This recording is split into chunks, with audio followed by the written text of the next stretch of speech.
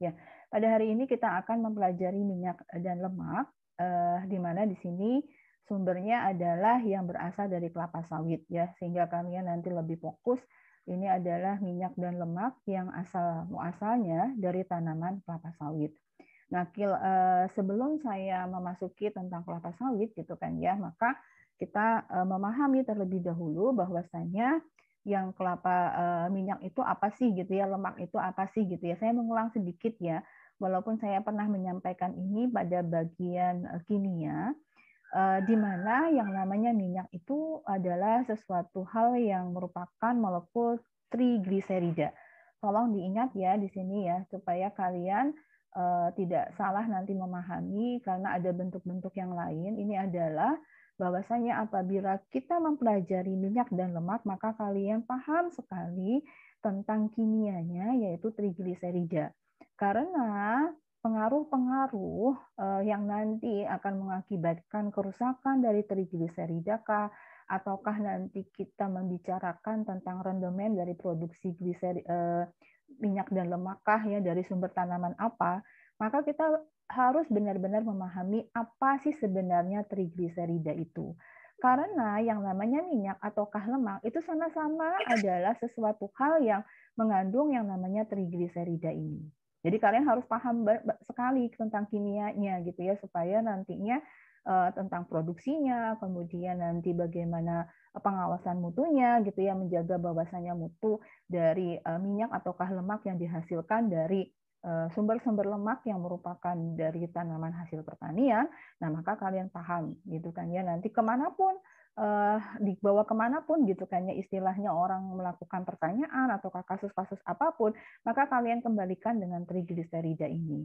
Karena memang trigliserida inilah yang menjadi sesuatu hal yang di mana gitu kan ya, menjadi inti dari pemahaman kita terhadap sumber minyak ataukah lemak.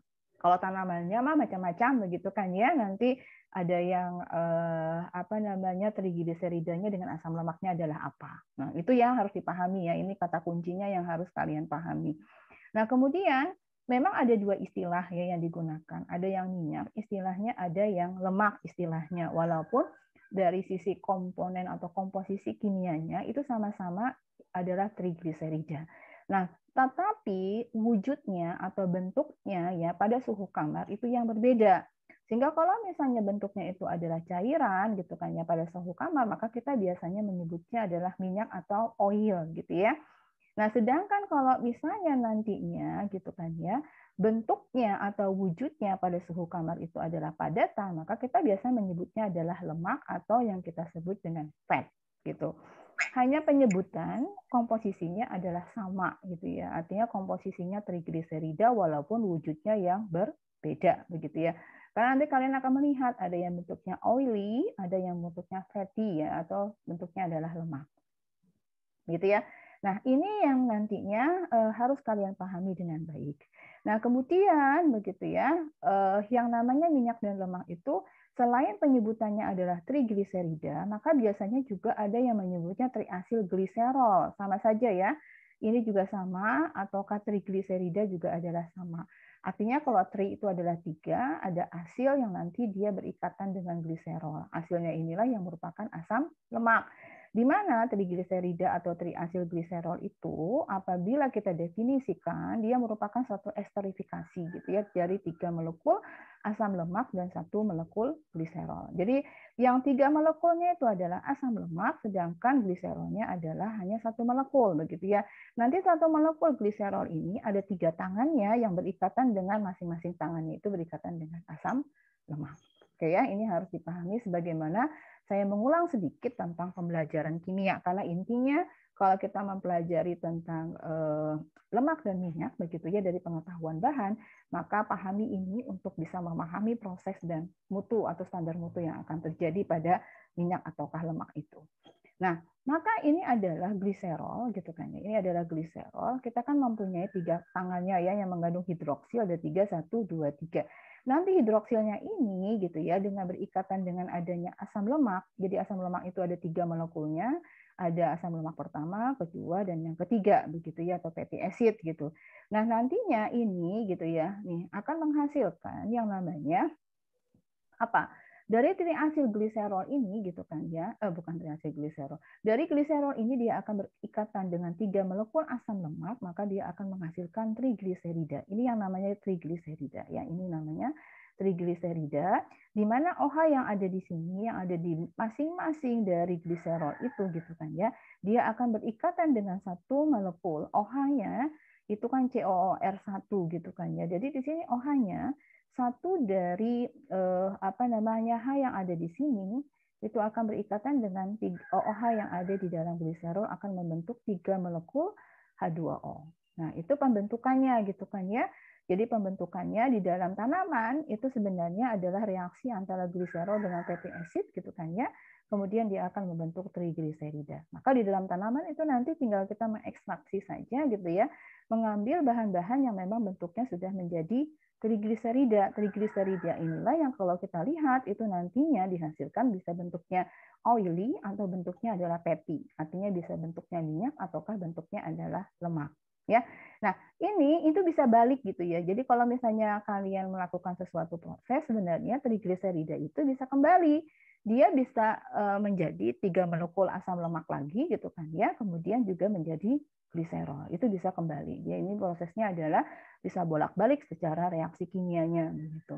Tapi kita mempelajari adalah untuk mengambil bahan-bahan yang merupakan trigliserida ini yang ada di dalam tanaman. Oke ya, ini bisa dipahami dengan baik dulu karena ini yang menjadi dasar kita memahami sesuatu yang lainnya begitu. Apabila kalian paham ini maka mudah untuk memahami yang lainnya.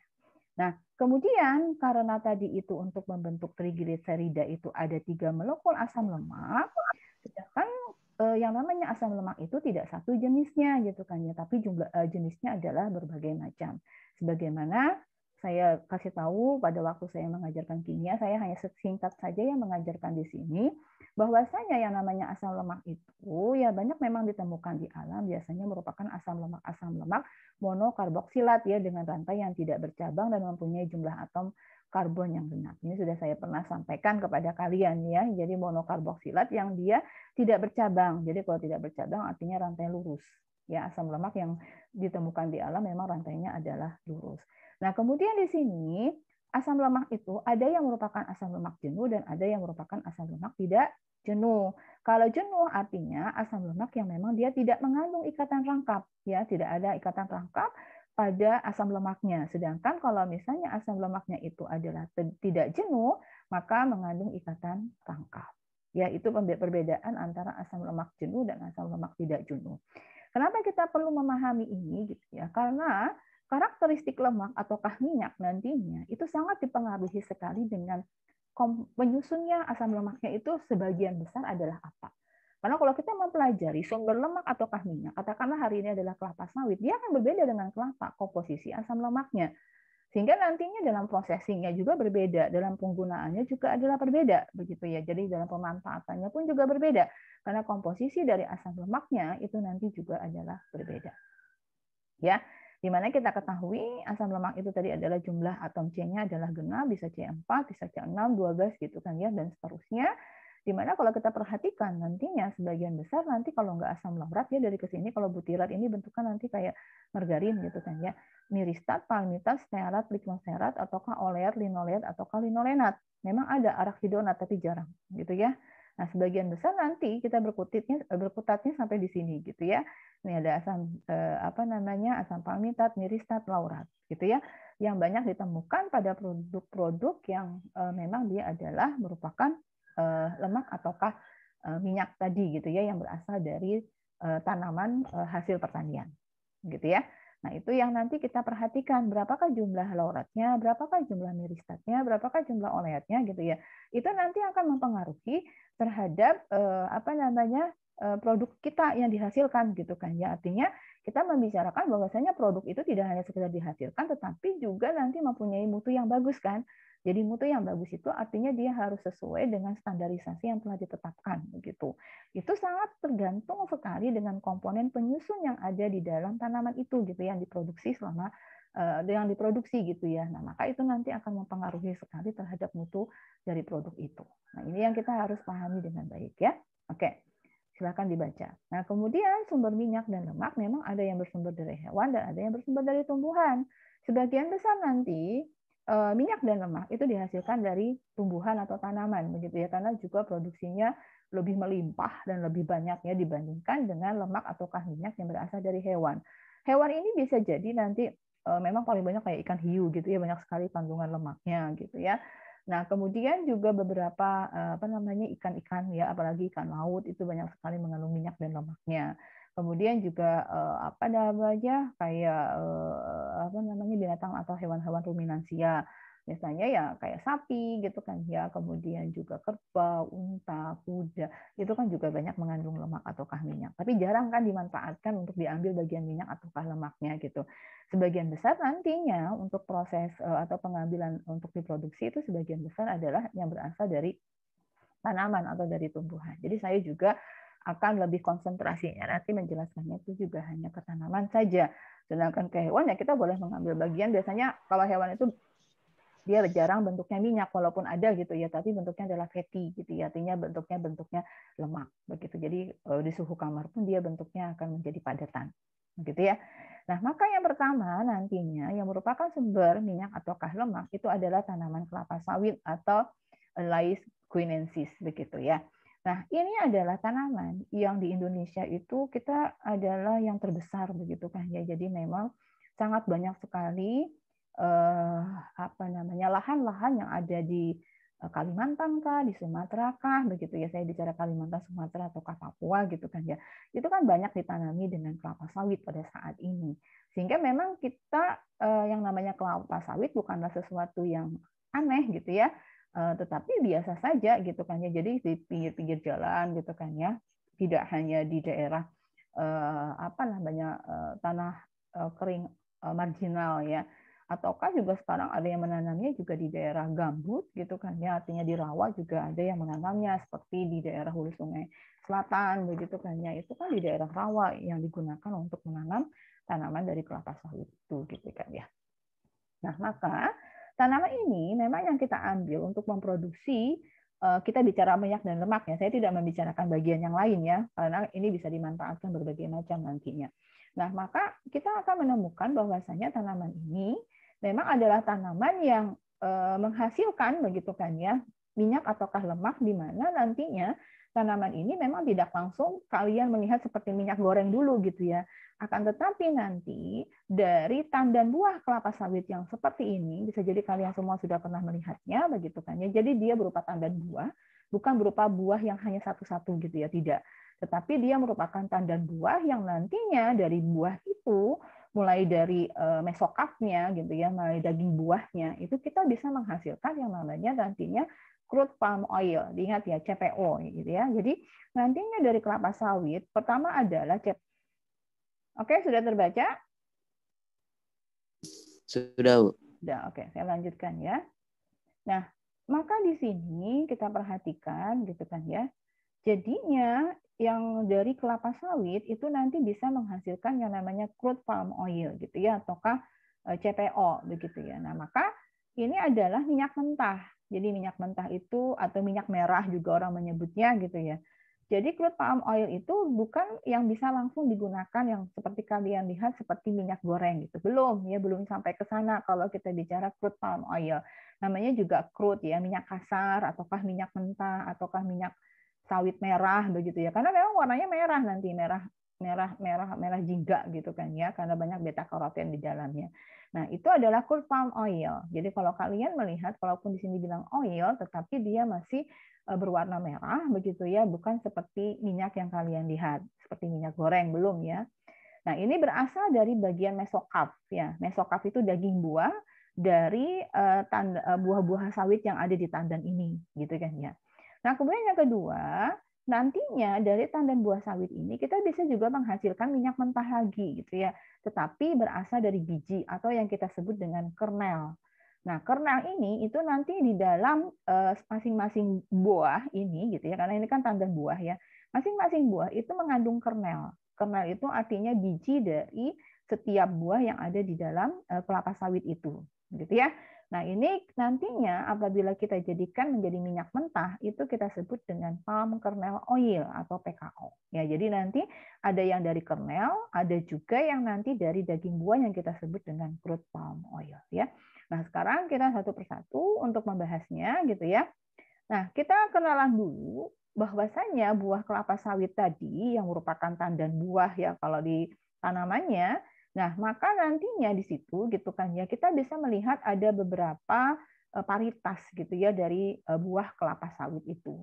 Yang nantinya ada yang paritasnya dura gitu ya, ada paritasnya adalah tinera dan ada paritasnya adalah pisifera. Ya, bukan yang ininya ya, pisifera. Nah, maka ini adalah 3 paritas yang masih ditanam dan banyak ditanam di Indonesia, begitu ya di perkebunan kelapa sawit. Walaupun sebagian besar nanti kalian akan ketemunya adalah yang tinera, gitu ya, jarang ada pisifera ataukah dari kelapa sawit merupakan paritasnya adalah dura. Oke. Nah, maka di sini dia punya ciri khas masing-masing dari buah kelapa sawit ini, gitu ya. Nah, sebelum kita melihat ciri-cirinya, maka tadi sudah saya katakan bahwasanya buah kelapa sawit itu apabila kita buka, begitu kan ya, maka nanti pertama kali itu ada mesokap. Mesokap itu daging buah. Jadi ada buahnya kan ya. Itu adalah daging buahnya yang kita sebut dengan mesokapnya. Kemudian eksokap itu adalah kayak semacam kulit buah tetapi sangat tipis gitu ya. Jadi eksokap itu kulit buahnya, kemudian mesokap itu adalah daging buah. Nah, daging buah ini nanti yang banyak sekali mengandung lemak ataukah minyak begitu kan ya, yang secara alamiah memang dibentuk di tanaman kelapa sawit selama dia tumbuh begitu. Nah, maka nantinya inilah bagian dari mesokap ini yang nantinya kita lakukan proses pengolahan ya, nanti setelah ini dibahas itu yang nanti akan mengeluarkan bagian minyaknya. Jadi masih minyak merah nantinya warnanya begitu ya, atau minyak mentahnya atau crude palm oil-nya. Nah, itu yang dihasilkan. Nah, maka di dalam bagian dalam dari mesokap gitu kan ya, ada bagian kernel. Bagian kernel itu sebenarnya dia dilingkupi yang saya beri warna hitam ini yang namanya endokap. Endokap itu biasanya kita sebut dengan shell ataukah bahasa Indonesianya cangkang. Jadi ada cangkangnya nantinya. Jadi dari sebelum kita ketemu dengan bijinya, itu nanti diseliputi oleh si cangkang dari kelapa sawit ini, gitu ya, cangkangnya. Ini ukurannya kecil ya, jangan bayangkan ukurannya besar. Saya hanya menggambarkan ukurannya besar. Jadi pada waktu kita mengambil bagian minyaknya, nanti kita akan tersisa bagian dari cangkang yang di dalamnya masih ada kernelnya. Nanti diproses gitu ya, bagaimana menghilangkan bagian cangkang dari kelapa sawit ini, kemudian nantinya akan kita ambil bagian kernelnya. Baru setelah kita mengambil bagian kernelnya, baru bisa diolah menjadi palm kernel oil, gitu ya. Sedangkan bagian mesokapnya itu adalah crude palm oil. Mudah-mudahan ini bisa dipahami dengan baik, jadi jangan salah kalian menyebutkannya buah itu yang mana, kernel itu yang mana, begitu ya. Dari sebuah satu buah dari buah kelapa sawit yang kita ambil. Ya, ini kan banyak nih, kita ambil satu, maka kita buka adalah menjadi yang seperti ini. Oke, nah setelah kita lanjutkan, maka tadi itu ada beberapa jenis gitu kan ya dari buah kelapa sawit. Yang pertama kita bahas dulu tentang dura, ya, paritas dura. Dura itu ukuran bijinya lebih besar dan cangkangnya tebal dan tidak terdapat cincin serat hitam yang mengelilingi cangkang. Jadi cangkangnya itu nanti dia lebih tebal daripada jenis atau paritas yang lainnya untuk dura dengan ukuran bijinya. Kalau kita bicara biji artinya ukuran kernel. Ya, ukuran kernelnya itu lebih besar yang dimana tidak ada serat putih, serat hitam ya yang mengelilingi bagian cangkang. Nanti ada serat tipis aja ya untuk mengelilingi cangkangnya, ternyata untuk dura itu tidak ada.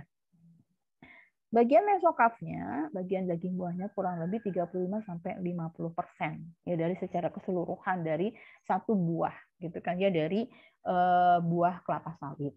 Nah, tetapi di Delhi gitu ya, Delhi Dura. Jadi di Delhi itu di Sumatera Utara itu telah melakukan satu persilangan ya, mereka menghasilkan suatu paritas yang baru yaitu Delhi Dura. Itu dapat mencapai bahkan mesokapnya 65%. Kalau mesokapnya persentasenya besar, otomatis kan dia bisa menghasilkan rendemen CPO juga yang lebih banyak karena bagian mesokapnya yang lebih besar tadi. Nah, itu ya. Itu yang bisa kita lihat di sini, rendemennya kurang lebih dari minyak itu 17-19%, gitu ya. Kalau apa namanya yang dihasilkan dari proses ini, gitu kan ya, untuk yang merupakan paritas dari Dura. Oke. Nah, kemudian yang kedua itu adalah Visipera. Sebelum saya membahas tentang Tenera, nah, maka Visipera itu cangkang sawitnya tipis, beda dengan Dura. Dura itu tebal, ya. Bahkan ada yang tidak ada cangkangnya gitu ya untuk yang paritas Visipera ya. Dari dagang buah walaupun ada gitu ya cangkangnya tipis sekali, bahkan ada yang tidak ada gitu ya cangkangnya. Kemudian kernel itu hanya dibungkus dengan cincin serat hitam. Jadi kayak serat tipis gitu ya, bukan cangkang. Kalau cangkang kan dia lebih keras gitu ya. Kalau serat itu kan dia lebih halus gitu kan. Jadi hanya berupa serat-serat hitam saja yang melindungi bagian kernelnya. Untuk yang paritasnya adalah Visipera. Nah, akibatnya rasio mesokap dengan buah akan menjadi besar gitu kan ya. Artinya karena bagian cangkang itu kan tebal ya, keras gitu kan ya. Maka karena tidak ada cangkangnya mengakibatkan Visipera itu nanti rasio antara mesokap dengan seluruh bagian buah itu juga akan menjadi besar, dan minyak yang dihasilkan itu rendemennya adalah tinggi gitu ya dibandingkan dengan Dura gitu. Tapi di sini memang tidak ada bagian kernel, bukan bagian dari cangkang buah kelapa sawitnya itu tidak ada. Oke, itu yang kedua. Kemudian yang ketiga itu adalah Tenera. Ini merupakan hasil persilangan antara Delidura dan dengan Visipera. Jadi kan Visipera tadi kan bahkan cangkangnya tipis atau tidak ada gitu ya. Sedangkan Delidura kan cangkang dari kelapa sawitnya itu kan tinggi gitu ya. Apa namanya tebal. Nah, maka disilangkan untuk bisa menghasilkan begitu kan ya, tidak terlalu tebal cangkangnya tetapi masih ada cangkangnya gitu kan ya. Nah, maka nantinya cangkang yang dihasilkan tipis dan terdapat cincin warna hitam begitu kan yang mengelilingi cangkangnya. Karena kan Visipera tadi kalau tidak ada cangkang maka dia ada serat hitamnya. Nah, rasio antara mesokap dengan buahnya juga cukup tinggi, bahkan sampai 60-90%. Nah, inilah yang mengakibatkan begitu ya kalau kalian nanti ke perkebunan kelapa sawit, apakah kalian PKL gitu kan ya, atau ada kunjungan lapangan ke sana gitu kan ya. Nah, maka paling banyak nantinya perkebunan kelapa sawit yang ada di Indonesia itu yang ditanam itu adalah dari paritasnya adalah Tenera. Jadi dia masih menggunakan ada cangkangnya tapi tipis gitu kan ya. Kemudian kernelnya tertutup oleh cangkang, tetapi rasio antara mesokap dengan bagian buahnya itu cukup besar. Nah, ini karena kalau misalnya mesokapnya besar, otomatis nantinya rendemen minyaknya juga akan lebih tinggi. Coba saja rendemen minyak dari paritas Tenera itu adalah kurang lebih 22-25%. Tinggi juga begitu kan ya jadi rendemennya. Nah, ini mengapa alasannya lebih banyak orang menanam paritas Tenera dibandingkan dengan Visipera ataukah dengan Dura. Gitu ya. Nah, tetapi ada sesuatu hal kekurangan dari Tenera itu adalah berat buah dalam satu tandan itu adalah rendah. Jadi maksudnya kalau rasio mesokap dengan buah secara keseluruhan besar dan rendemennya juga besar, tetapi dalam satu tandan buahnya lebih sedikit. Nah, ini tinggal kita memilih yang mana. Tapi ya tadi akhirnya orang memilih Tenera juga begitu kan ya, walaupun berat buah dalam satu tandan buah sawit itu lebih rendah dibandingkan dengan Dura atau dibandingkan dengan Visipera. Ya, itu yang nantinya yang harus kalian perhatikan pada saat kita memperhatikan tanaman kelapa sawit yang jenis apa sebenarnya yang ditanam untuk bisa menghasilkan rendemen CPO dalam hal ini ya. Minyak ini CPO bukan minyak goreng ya. CPO ya, crude palm oil-nya lebih tinggi dibandingkan dengan paritas yang lainnya. Nah, adapun nantinya persyaratan kita gitu kan ya, setelah kita tahu adanya buah sawit gitu ya, tandan buah sawit sudah matang gitu kan ya. Karena kan tandan buah sawit itu kan nanti bertandan-tandan gitu ya, ada yang mentah, ada yang matang, ada yang kelewat matang gitu kan ya. Nah, maka sistem standarisasi untuk buah yang nantinya dibawa ke pabrik kan dari buah dari tanaman ya di kebun, kemudian dibawa diangkut dengan menggunakan truk biasanya gitu kan ya, dibawa ke pabrik untuk dilakukan proses pengolahan menjadi CPO gitu ya. Nah, maka memang ada beberapa kriteria mutu gitu kan ya untuk buah tandan buah yang boleh masuk ke dalam pabrik ya untuk diproses mengolah CPO. Memang diharapkan itu buahnya sebagian besar adalah buah yang matang.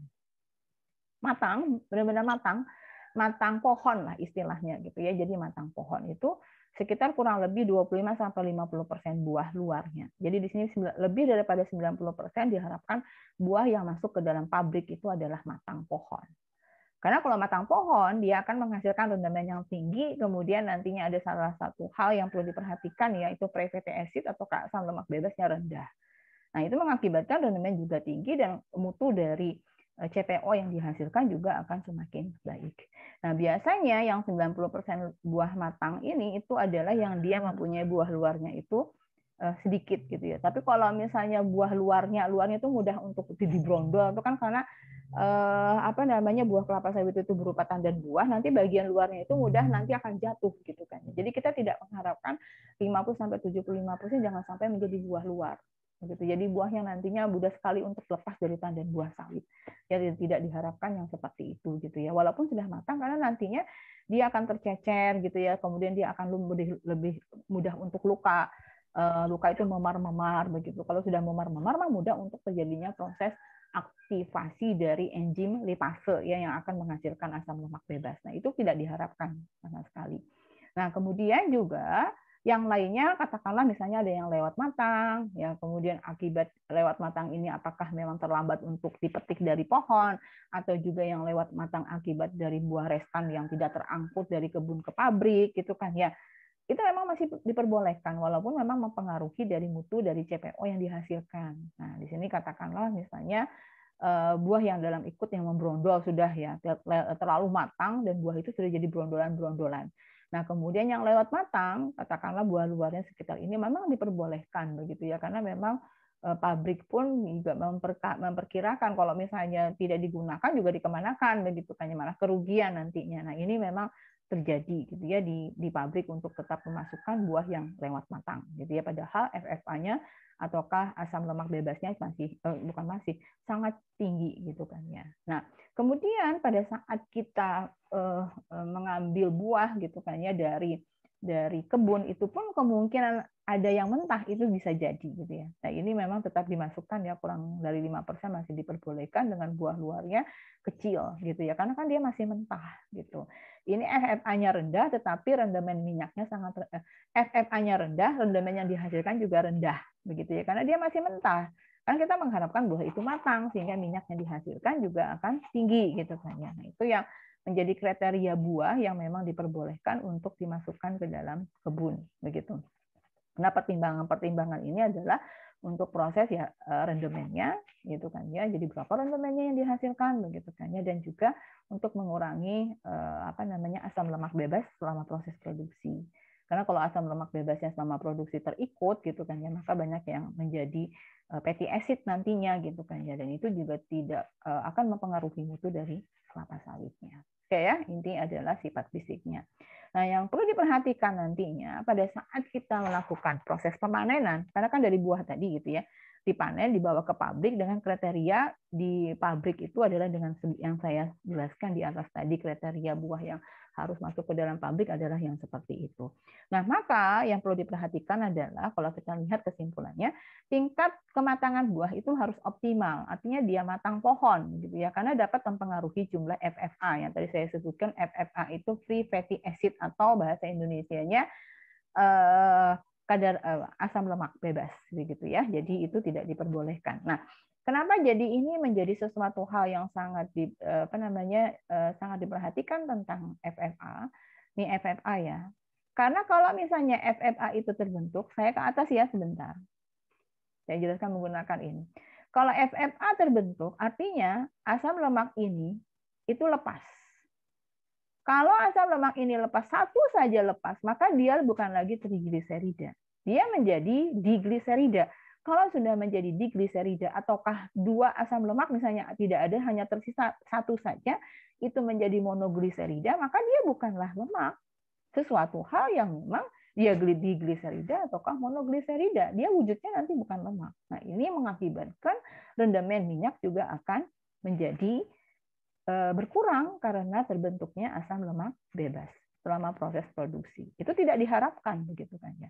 Nah, inilah Mengapa hal ini perlu diperhatikan pada saat kita membahas gitu kan ya, pada waktu kita memproduksi itu haruslah memperhatikan tingkat kematangan dari TBS atau tandan buah sawit yang masuk ke dalam pabrik. Nah, karena akan mempengaruhi FFA-nya. FFA otomatis akan mempengaruhi rendemennya gitu kan, yang mempengaruhi mutu dari si minyak mentah ini. Nah, kemudian di situ adalah ini maksudnya yang mempengaruhi jumlah FFA, kemudian juga ini ketinggalan ya, harusnya kadar air ya. Kadar air gitu kan ya, karena akan terjadi peningkatan semakin dia lewat matang, itu kadar airnya juga akan tinggi. Kalau kadar airnya tinggi, maka mudah untuk terjadinya proses hidrolisis. Hidrolisis itu adalah ini, saya kembali ke atas ya. Hidrolisis itu ini. Nih, saya kasih tahu ya. Hidrolisis itu yang ini, pemutusan dari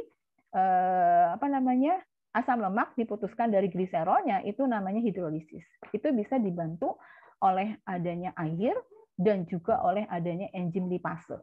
Begitu ya. Jadi di sini nanti kalau misalnya airnya cukup tinggi, maka mudah untuk menjadi terlepasnya atau terhidrolisis sehingga nanti fatty acid-nya atau asam lemaknya itu akan menjadi lepas.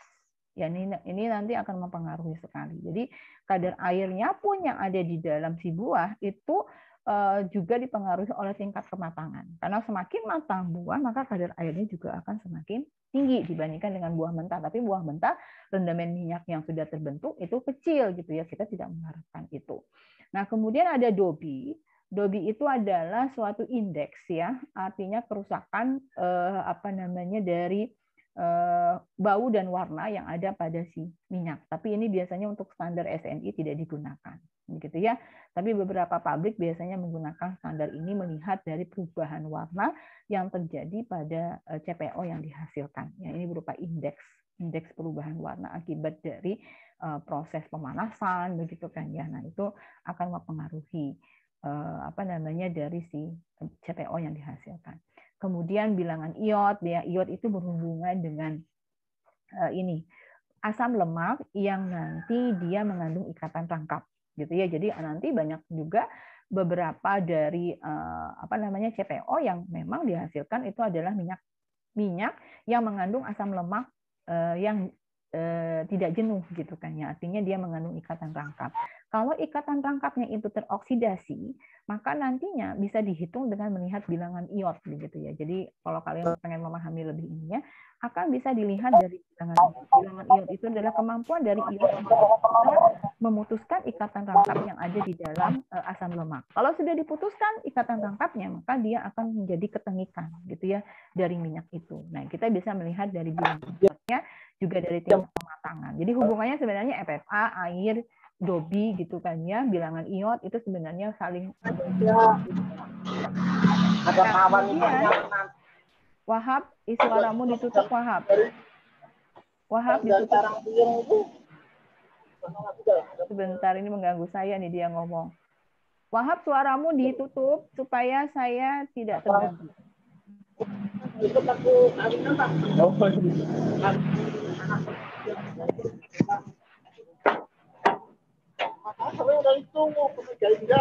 Oh, ini daw ini.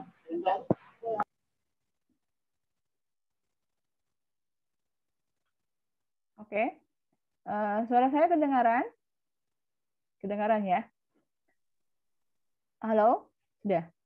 Nah, kemudian yang kedua, diharapkan nantinya tandan buah sawit itu dia tidak ada yang memar, gitu kan ya. Jadi pada pengangkutan itu jangan sampai ada yang memar.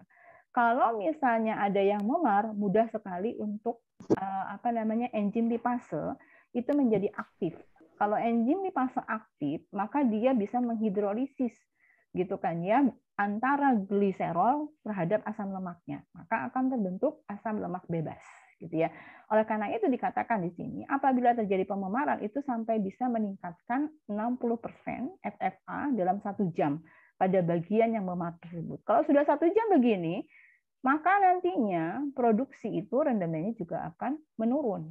Ya, jadi jangan sampai bahwasanya kalau bisa, tadi itu kan memang kalau bisa dia jangan lepas gitu kan ya. Jadi biasanya buah-buah yang terlepas dari tandannya itu yang mudah sekali untuk memar. Ya, bagian terluarnya kan yang memar, bagian dalamnya masih aman begitu.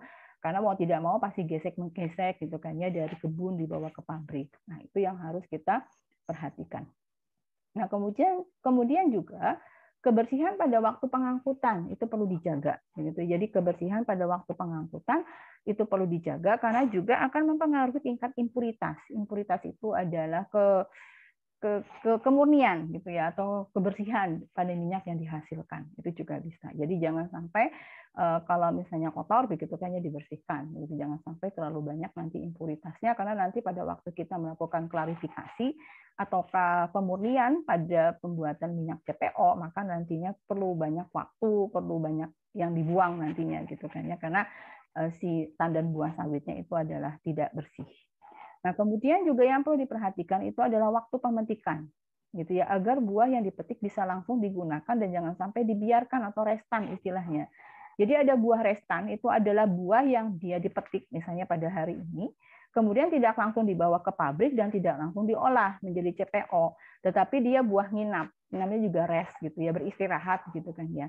Nah, itu biasanya 1 hari saja itu sudah bisa meningkatkan FFA itu cukup tinggi begitu. Jadi jangan sampai nanti dia dibiarkan di kebun gitu ya, apalagi nanti ada hujan, wah itu sudah rusak nanti yang tandan buah sawitnya karena banyak sekali FFA yang terbentuk begitu ya. Nah, itu kita tidak mengharapkan. Jadi waktu pemetikan pun itu perlu diperhatikan. Memang itu dipetikkah ataukah nanti besok saja kah ataukah besok saja kah gitu kan ya. Sesuai kemampuan dan keadaan cuaca pada saat itu.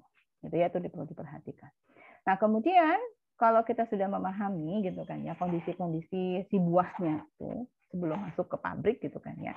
Kemudian dia masuk ke pabrik, maka kita memahami, tadi saya bilang di situ kan ada ini bagian apa namanya nih berserat, ini bagian daging buahnya ya. Yang berserat ini ya. Kemudian ini cangkangnya, kemudian ini bagian kernel yang masih diliputi oleh bagian pulp, bagian tipisnya ini gitu ya. Nanti di dalamnya ada kernelnya. Nah, dalam satu tandan buah sawit itu bukan kadang-kadang jumlahnya itu nanti buahnya sekitar 3.000 sampai 6.000 buah gitu kan ya. Nah, itu biasanya terlebih dahulu nanti akan ada suatu proses untuk pemanasan begitu ya. Nanti satu persatu kita akan bahas di mana fungsi dari pemanasan itu untuk menginaktivasi enzim lipase yang memang secara alamiah ada di buah tandan buah sawit. Jadi secara alamiah enzim lipase itu ada di dalam buah sawit secara alamiah. Tinggal nanti kita bisa menginaktivasi supaya dia tidak aktif atau dia menjadi aktif. Nah, ini yang kita perlu perhatikan sekali gitu ya. Jadi jangan sampai enzim lipase yang memang secara indigenous ya istilahnya itu ada di dalam buah sawit itu jangan sampai dia aktif. Nah, maka kita biasanya menginaktivasi dengan sederhana saja enzim itu dengan jalan dipanaskan, begitu ya. Nah, kemudian dipotong-potong dan kemudian dipres. Nah, secara singkatnya kayak begini bentuknya. Kalau kalian masuk di dalam suatu industri kelapa sawit, begitu ya. Nah, maka kita lihat di sini, kita mulai dari kebun, begitu ya. Jadi di sini adalah ada kebun, kemudian dipanen, ditransportasikan, dibawa. Kemudian ada masuk ke dalam timbangan ya, di situ nanti ada timbangan dulu, ditimbang berapakah jumlah kelapa sawit atau tandan buah sawit yang masuk ke dalam pabrik, masuk ke dalam loading ram ya. Loading ram itu ada semacam tempat untuk memasukkan TBS ke lorinya ya. Di sini ada loading catch ya, kemudian ada sterilizer. Nah, di mana nantinya tandan buah sawit ini masuk dulu gitu kan ya ke dalam loading ram, kemudian dia masuk ke dalam loading catch-nya itu yang di dalam situ gitu ya, semacam apa ya kalau kalian lihat itu kayak lubang-lubang gitu ya, masuk ke dalam, nantinya ada lori. Tahu nggak lori ya? Lori itu kayak bentuk begini. Mana ya? Ini ada lorinya. Ya, ini lori masuk ke dalam sini, nantinya di situ ada dedupangnya, ini semacam loading remnya gitu ya. Jadi kayak ada lubang di sini gitu ya, setelah ditumpahkan dari apa namanya, dari truk gitu kan ya, dari TBS. Ini kan TBS ya, ditimbang, kemudian di sini nanti berapa jumlahnya dihitung. Ini ada weight bridge-nya gitu ya, jembatan timbang untuk beratnya berapa. Kemudian ditumpahkan dari apa namanya, dari truk, kemudian masuk ke dalam loading ram. Loading ram ini nanti di situ menghadang gitu ya. Artinya di bawahnya itu ada lorinya. Jadi lori ini nanti katakanlah kapasitasnya kalau di sini 5 ton TBS dalam satu lori. Ya, di sini ada rel-rel untuk mengangkut ya lori itu dibawa dengan menggunakan kayak rel kereta api begitu ya. Nah, di sini ukuran panjangnya kurang lebih 2,8 meter, kemudian tingginya 1,96 meter, kemudian diameternya 2,48 meter. Jadi di situ tergantung ukuran lori ini memang ada beda-bedanya ya, tapi kurang lebih adalah sama ya untuk masing-masing dari pabrik kelapa sawit begitu. Nah, TBS ini nanti setelah dia masuk ke lori, dia dimasukkan ke dalam dulu. Di sini ada apa namanya suatu konveyor ya, dari sini masuk ke dalam lori, ada konveyornya di bawah. Baru setelah itu masuk ke bagian ini. Ya, masuk ke stasiun rebusan atau istilah kalau di sini namanya tadi apa? Sterilizer. Sama saja sih. Sterilizer itu alatnya, prosesnya adalah sterilisasi, gitu ya. Maka terlebih dahulu nantinya kita lakukan suatu proses untuk dia dimasukkan ke lori untuk menginaktivasi enzim lipase yang tadi disebutkan di awal di sini ya. Nih, di awal maka dia dilakukan dengan ditambahkan dengan air panas atau kayak direbus begitu ya, atau juga dengan uap yang panas. Maka kita masukkan ke dalam proses sterilisasi ini gitu ya. Nah, nanti di sini nantinya apa namanya ya, ini peralatan yang digunakan di dalam pabrik kelapa sawit. Nah, setelah masuk ke dalam lori untuk menginaktivasi enzim lipase ya, mengurangi untuk enzim lipase itu tidak terbentuk terlalu banyak yang bisa mengakibatkan pembentukan FFA yang tinggi, maka nantinya gitu kan ini stasiun dari sterilizernya ya, dari lori ini lorinya masuk, ini ada bagian sterilizernya, dimasukkan ke dalam bagian sterilizernya juga bentuknya seperti tabung gitu ya. Nah, nantinya di sini dipanaskan ya pada suhu yang sesuai yang diharapkan berapa begitu ya. Di sini nanti ada triple peak istilahnya. Tekanan berapa, suhunya berapa, kemudian nanti diturunkan lagi, dinaikkan lagi suhunya, kemudian diturunkan lagi sampai yang ketiga kalinya dinaikkan, baru nanti stabil. Jadi ada istilah nanti di sini ada, nanti deh saya beri kalian pekerjaan di rumah untuk mencari triple peak gitu ya pada saat terjadinya proses sterilisasi. Nah, maka di sini ada proses, ini adalah sterilizernya begitu ya. Ini adalah proses sterilisasi. Yang pertama tujuannya adalah untuk menghentikan perkembangan enzim lipase ya dan oksidase. Ya, enzim lipase ya tadi menghidrolisis begitu kan ya. Kemudian oksidasenya ini adalah nanti ikatan rangkap yang ada di dalam asam lemak itu nanti dioksidasi dengan bantuan oksigen gitu ya. Ada enzim oksidase di dalamnya, maka dia akan menjadi terputuskan ikatan rangkapnya menjadi aldehid ataukah menjadi keton yang nanti kalau kita lihat di dalam minyak ataukah lemak itu berubah warna dan beraroma tengik begitu ya. Ini karena ada enzim kedua enzim ini. Nah, kemudian juga fungsi dari sterilizer atau sterilisasi atau perebusan ya bahasa Indonesianya itu untuk mempermudah pemipilan. Karena kan yang dimasukkan ke dalam lori itu kan bentuknya masih TBS ya. Jadi tandan buah sawit yang dia harus dipipil. Karena buah-buah sawit itu kan dia masih berikatan dengan tandan buahnya. Maka itu harus dipipil. Jadi kita harus panaskan dulu sehingga pada waktu nanti kita lakukan pemberondolan dari buah sawit yang ada di TBS-nya itu lebih mudah. Kemudian juga menurunkan kadar air, karena kan ini steamnya panas sekali gitu kan ya, maka air akan diuapkan. Itu nanti menurunkan jumlah air yang juga fungsinya adalah untuk mengurangi terjadinya proses hidrolisis akibat adanya air. Itu bisa. Kemudian yang keempat adalah memudahkan proses pemisahan daging buah dari bijinya. Karena kan nanti sampai ke dalam ya, karena kan panas sekali dengan tekanan tinggi.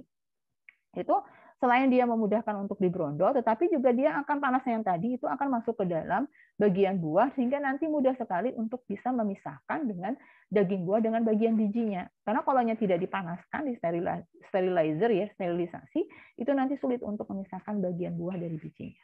Begitu.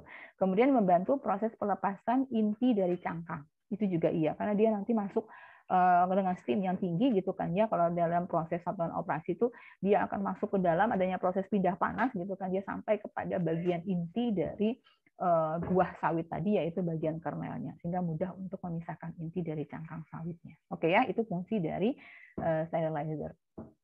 Nah, setelah sterilisasi selesai begitu ya pada waktu beberapa lama, kemudian dia ditransfer carriage dibawa begitu kan ya. Kemudian di sini ada tippler. Tippler itu membanting. Ya, jadi bukan membalik gitu ya. Jadi dibalik dari kan kita tadi dimasukkan ke dalam lori ya. Itu kan jumlahnya tadi kapasitasnya katakanlah 5 ton dalam satu lori. Itu dibalik gitu ya. Nah, dibalik untuk mengeluarkan bagian dari tandan buah sawit yang sudah mengalami proses perebusan tadi gitu kan atau sterilisasi. Nah, setelah nantinya di tippler dia masuk ke dalam konveyor. Nah, ini nanti baru konveyor itu ban berjalan begitu kan ya, dibawa karena kan semuanya pabrikasi kan begitu ya, bukan dibawa dengan oleh manusia tetapi oleh ban berjalan. Maka baru masuk ke dalam stasiunnya adalah tracing. Tracing itu stasiun pemberondolan.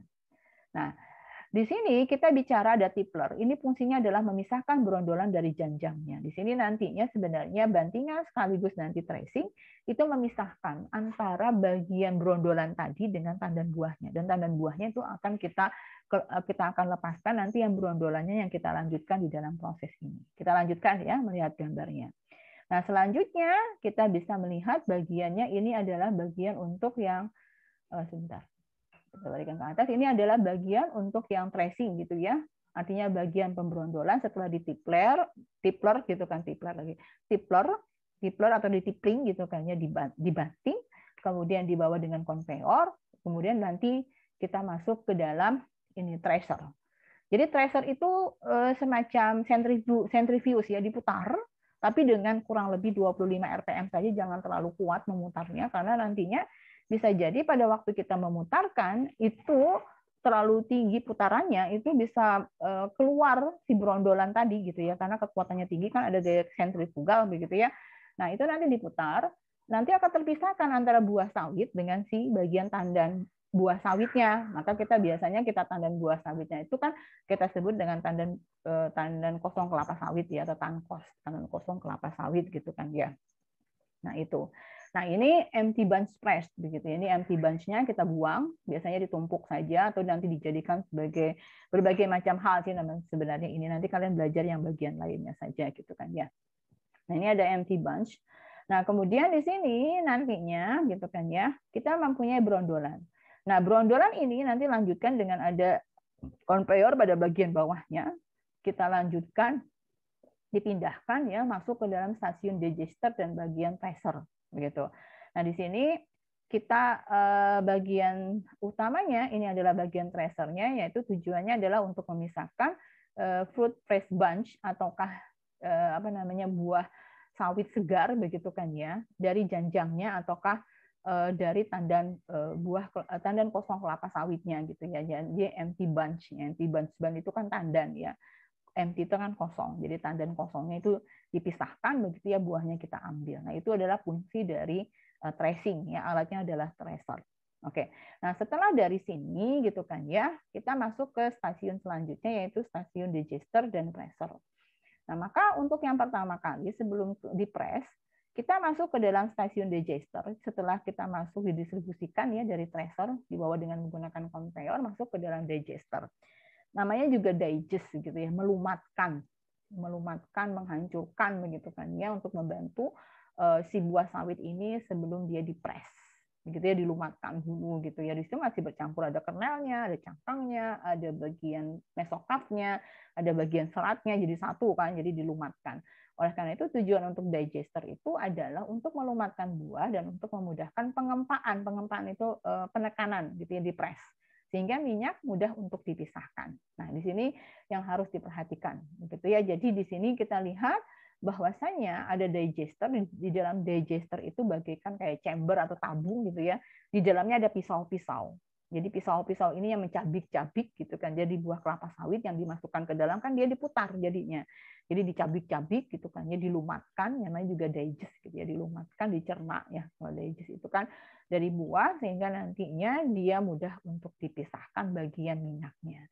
Setelah dari digester gitu kan ya, digester, maka kita keluarkan begitu kan ya, kita alirkan masuk ke dalam press. Ini adalah pressernya, semacam mesin untuk bisa menekan begitu ya, mengepres bagian minyaknya. Nanti di sini dipisahkan begitu kan ya. Jadi dipisahkan, ada yang bagian dari ada fibernya, seratnya, yang dari mesokap itu kan ada serat-serat tipis begitu ya. Kemudian bagian cangkang yang masih mengandung, ya bukan masih, cangkang yang ada bagian kernel di dalamnya. Ini kita pisahkan di sini. Begitu ya, kita pisahkan, nanti ada bagian yang lainnya. Nah, sedangkan bagian minyaknya, minyak kasar ya, masih kasar sekali dan kotor di sini, itu nanti kita masukkan ke dalam stasiun yang nantinya, nih perhatikan ya, ini CBC ini adalah untuk bagian ada fiber serat ya, kemudian juga di situ ada cangkang yang mengandung kernel, itu dimasukkan ke dalam stasiun nut dan kernel nantinya gitu ya. Nut itu adalah bagian dari cangkang dan kernelnya, ya nanti juga akan menjadi kernelnya. Sedangkan bagian minyak yang sudah dipisahkan tadi dia masuk ke dalam sand trap tank. Jadi ada semacam sand itu kan pasir ya, ada tangki yang mentrap kotoran-kotoran, kan di situ masih ada kotorannya, masih banyak gam-gamnya gitu kan ya. Gam itu kayak gumpalan-gumpalan kecil gitu ya di dalam minyak. Nah, itu dia ditambahkan dengan pasir, diaduk gitu kan ya, dibersihkan begitu, nanti akan terpisah, bagian yang berat di bawah, bagian minyaknya ada di atas.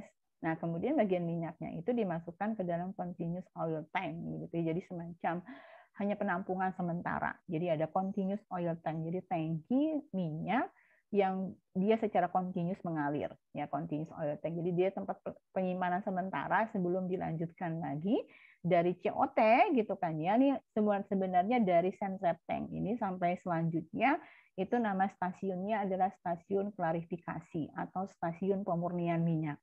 Jadi minyak itu sebenarnya sudah dihasilkan pada waktu kita mengepres, itu sudah dihasilkan yang namanya minyak CPO-nya gitu kan. Itu sudah dihasilkan di situ. Tapi kan dia masih kotor, maka perlu ada pembersihan, kadar airnya masih tinggi, kita harus turunkan dulu kadar airnya, begitu kan ya, untuk lebih efektif dari produksi bersihnya nantinya kita ulangin lagi gitu ya, untuk mengambil minyak-minyak yang masih bisa diambil, sehingga nanti rendemennya masih bisa tinggi gitu kan ya. Nah ini kita mulai dari sand trap tank, kemudian COT, dan selanjutnya gitu kan ya, ini adalah bagian yang namanya stasiun klarifikasi ataukah stasiun pemurnian dari minyak gitu ya. Jadi tujuannya itu untuk membersihkan atau memurnikan minyak kasar agar diperoleh mutu yang baik gitu ya.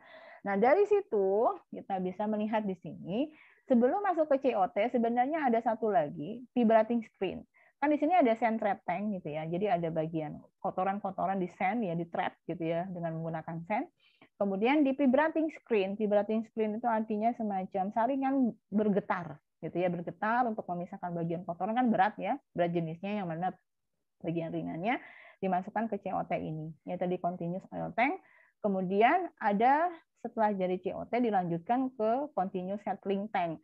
Namanya juga settling tank. Jadi tank yang dia itu secara kontinu akan terjadi pemisahan, bisa jadi di situ masih ada mengandung air, masih mengandung kotoran-kotoran gitu ya. Nanti dia akan dipisahkan. Gitu ya, dipisahkan. Nah, bagian yang minyak bagian atas yang masih bagus, yang sudah bagus gitu ya, dia langsung masuk ke dalam pure oil tank. Sedangkan bagian bawah yang agak kotoran masih ada, dia masuk ke dalam sludge tank. Jadi ada pemisah dua nantinya. Ya itu nanti dipisahkan gitu kan ya di dalam peralatan dari continuous settling tank itu. Nah, untuk yang pure oilnya, dia hanya untuk mengurangi bagian air yang masih ada di dalam minyak CPO-nya tadi gitu kan ya, maka akan ada melewati vacuum dryer. Vacuum dryer itu adalah pengering vakum yang bisa menguapkan air begitu kan ya. Nah, maka baru setelah kadar airnya sesuai dengan apa yang diharapkan baru dimasuk ke dalam storage tank gitu ya. Baru nanti dibawa oleh dispatch oil ini, maksudnya dibawa kemana gitu ya, CPO-nya untuk diolah menjadi di refinery lagi untuk menjadi minyak dan selainnya. Oke.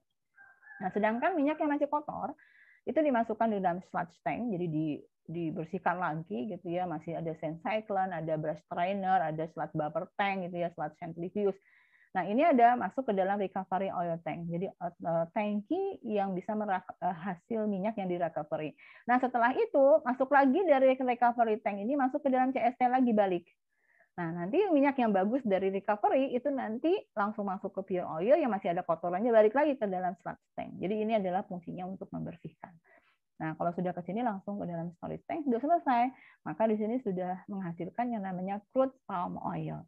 Jadi crude palm oil itu begitu cara menghasilkannya, begitu ya. Jadi crude palm oil yang biasa dihasilkan di pabrik-pabrik CPO begitu ya, menghasilkannya adalah yang seperti itu. Itu belum menjadi minyak goreng, belum menjadi produk-produk yang lainnya. Ya baru menghasilkan crude palm oil-nya.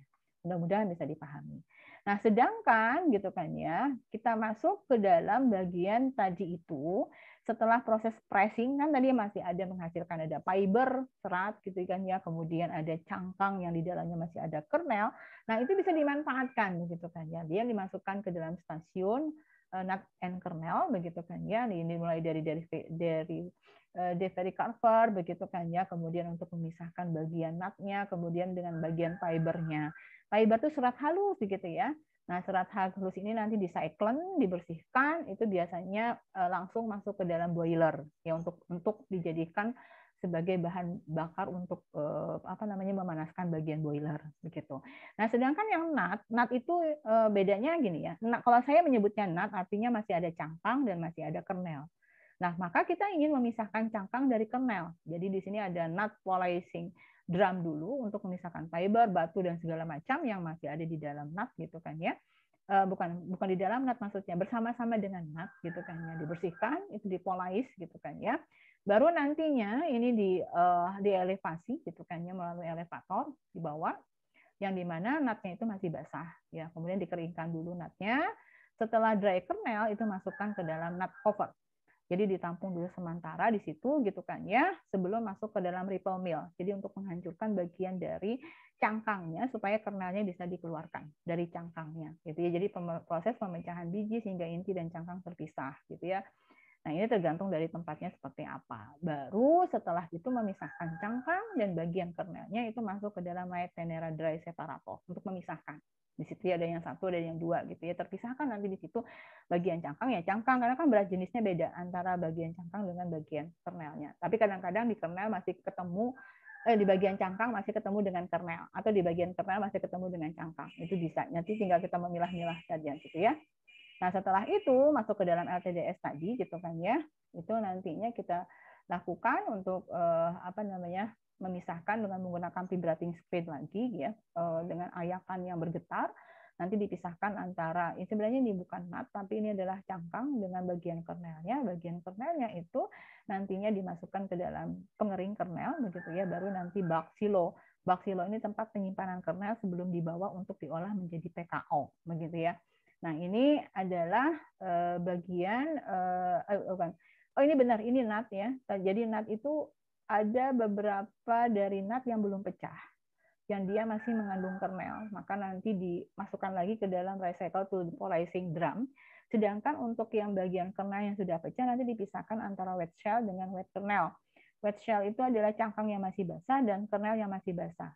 Yang wet kernel itu dimasukkan ke dalam dry kernel, sedangkan yang shell satu cangkang ya masuk ke dalam tuang cangkang dan juga bisa langsung ke dalam boiler. Atau kalau misalnya boiler sudah cukup gitu kan ya bahan bakar untuk pemanasannya, maka biasanya cangkang juga disimpan begitu kan ya, sudah dibersihkan disimpan begitu ya dengan kadar air yang rendah sehingga bisa digunakan untuk yang lain. Nah, itu proses yang ada di dalam pengolahan CPO dan juga pengolahan kernel ya. Belum masuk ke dalam pengolahan PKO. Nah, itu yang terjadi gitu kan ya. Jadi kita bisa menghasilkan di situ dari daging buah ya. Setelah kita proses sampai ke centrifuge ya, kemudian juga diklarifikasi, itu akan menghasilkan crude oil ya, crude palm oil yang kaya akan beta karoten ya. Beta karoten itu sebagai sumber dari vitamin A begitu. Nah, selanjutnya nanti dimurnikan begitu ya sehingga nanti warna minyaknya itu dengan adanya bleaching ya, kemudian ada deodorize gitu kan ya untuk menghilangkan bagian aroma-aroma, kemudian degamming gitu kan ya, asidifikasi untuk menghilangkan bagian asamnya begitu. Nah, itu kita lakukan proses pemurnian lebih lanjut, istilahnya itu refinery namanya gitu ya dari CPO-nya. Nah, kemudian sebelum sampai ke refinery kita membahas tentang kernel dulu. Nah, ini kernelnya gitu ya. Nah, maka kernel itu nanti setelah dilakukan proses pengeringan, untuk mendapatkan palm kernel oil itu biasanya hanya memang proses pembersihan dan segala macamnya yang panjang. Kemudian itu dia biasanya hanya proses pressing gitu ya. Walaupun PKO pabriknya jarang aja gitu ya. Karena kan jumlahnya kecil, jadi harus dengan jumlah banyak sekali kernelnya. Oleh karena itu banyak perusahaan-perusahaan yang dia kernelnya digunakan untuk yang lain begitu ya, untuk pakan ternak kah, untuk yang apakah gitu kan ya. Tapi tetap disimpan sama mereka kalau memang ada pabriknya yang mau mengambilnya begitu kan ya. Karena kan biasanya hanya dipres saja diambil minyak PKO-nya. Begitu ya. Jadi PKO-nya diambil dengan cara mengepres. Begitu ya. Oleh karena itu kalau kalian mau tahu pabrik yang paling banyak itu adalah pabrik CPO, pabrik kernel atau PKO itu palm kernel oil gitu kan ya, itu sangat sedikit. Ya, ada beberapa 1-2 kalau nggak salah gitu atau 1 saja gitu ya.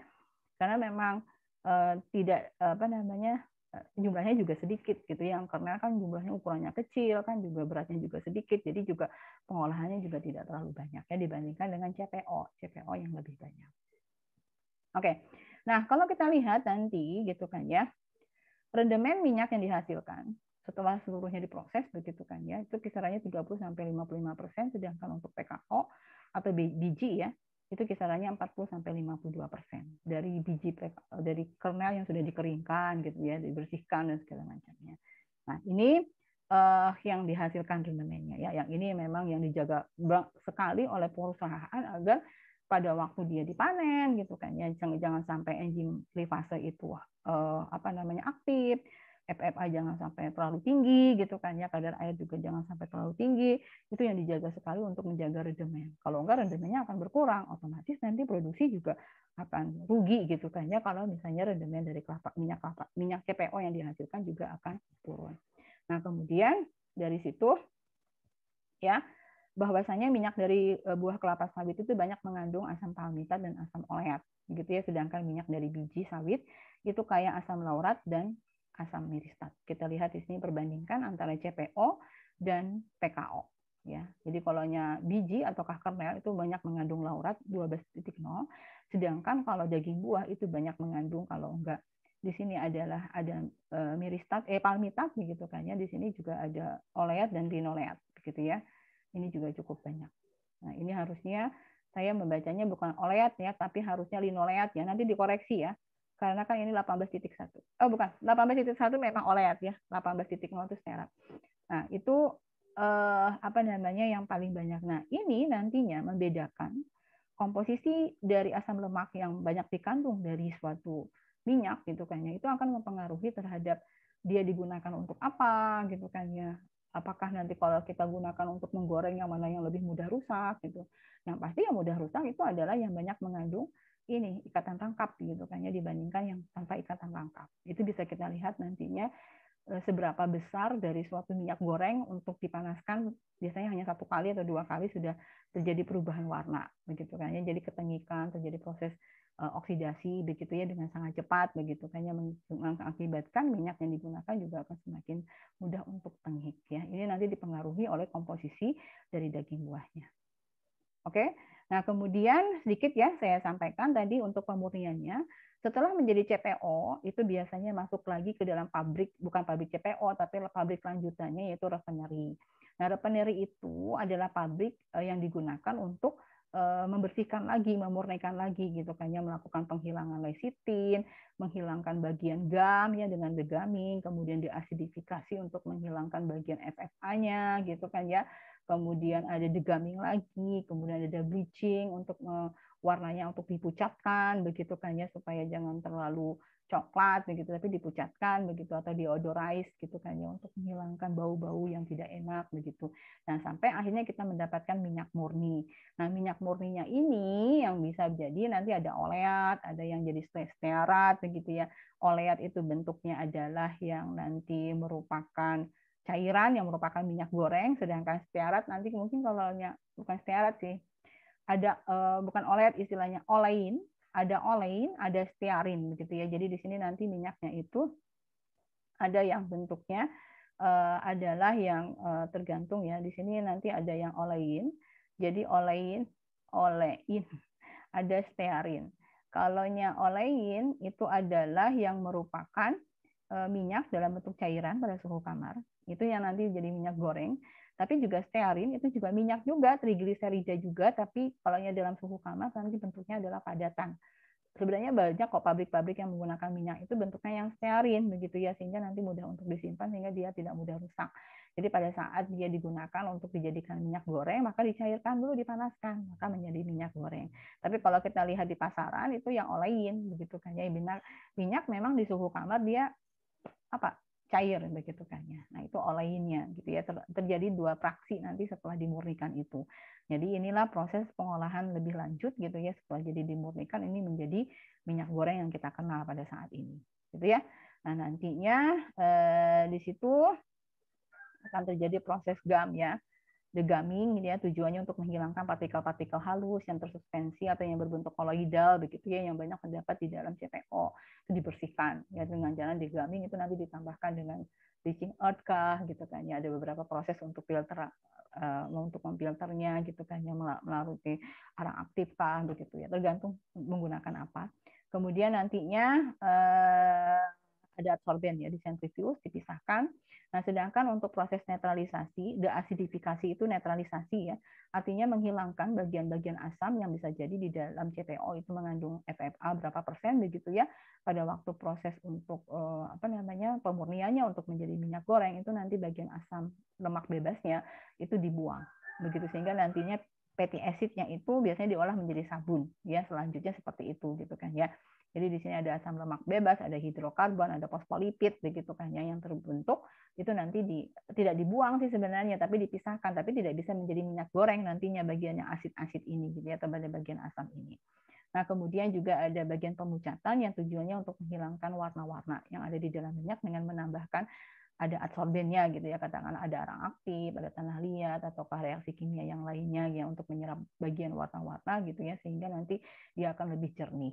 Kemudian penghilangan bau atau deodorais begitu kan ya, dengan mengalirkan uap panas sehingga membawa senyawa-senyawa volatil yang bisa menyebabkan bau, misalnya ada aldehid, ada keton begitu kan ya, sehingga nanti mudah untuk dikeluarkan sehingga minyak tidak berbau ya. Jadi berbau minyak begitu saja, jangan sampai berbau tengik. Nah, itu yang bisa saya sampaikan begitu kan ya. Apakah ada yang mau ditanyakan begitu ya dari apa saya bicara aja. Begini, jadinya kalau misalnya kita trigliserida, enzim lipase adalah enzim yang dia bisa menghidrolisis, memotong ya bagian antara gliserol ya dengan asam lemaknya. Apabila nanti enzim itu aktif, maka dia akan memotong bagian itu, ya enzim lipase dalam hal ini gitu ya, memotong bagian antara gliserol dengan asam lemaknya. Akibatnya asam lemak yang harusnya berikatan dengan gliserol membentuk trigliserida itu nanti terlepaskan menjadi asam lemak bebas. Jadi kalau misalnya banyak sekali aktivitas enzim lipase itu dibiarkan, maka pertama dia akan menurunkan yang namanya rendemen dari minyak yang dihasilkan, karena kan dia bentuknya bukan trigliserida lagi. Bisa jadi bentuknya menjadi digliserida ataukah monogliserida, atau malah semua asam lemaknya bebas begitu kan ya. Jadi yang tertinggal hanya gliserol nantinya gitu kan ya, gliserol dengan asam lemak yang bebas begitu. Otomatis nanti rendemen minyak yang dihasilkan itu adalah sangat rendah sekali. Nah, kemudian yang kedua, kalau misalnya asam lemak itu sudah terbebaskan dari gliserolnya, maka mudah sekali untuk terjadinya proses oksidasi. Apalagi asam lemaknya itu nantinya banyak mengandung ikatan rangkap, begitu kan ya. Karena ikatan rangkap itu yang pertama kali yang akan diserbu atau yang akan direaksi oleh oksigen, begitu kan ya, dengan adanya oksidasi, yang akan menghasilkan, gitu kan ya, aldehid dan keton. Aldehid dan keton itu adalah senyawa yang bisa menyebabkan berbau tengik dan juga akan mempengaruhi warna gitu ya pada minyak yang dihasilkan.